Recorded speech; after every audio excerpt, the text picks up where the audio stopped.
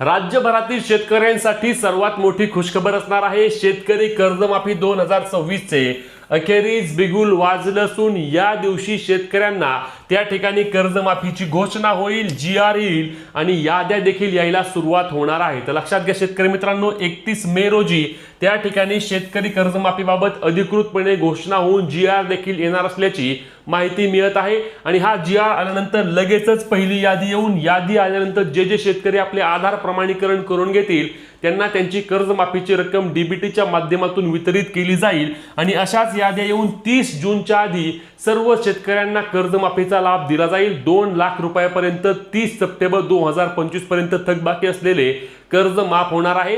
जे शेतकरी रेग्युलर आहेत त्यांना 50,000 रुपये अनुदान मिळणार आहे। सलग 3 वर्ष नवजुनं केलं असणं आवश्यक असणार आहे। तुम्ही कर्जमाफी किंवा प्रोत्साहनपर अनुदानासाठी पात्र आहात का नक्की कमेंट करून सांगा। ही व्हिडिओ शेअर करून पुढील अपडेटसाठी आपल्या पेजला फॉलो, चॅनलला सबस्क्राइब करा।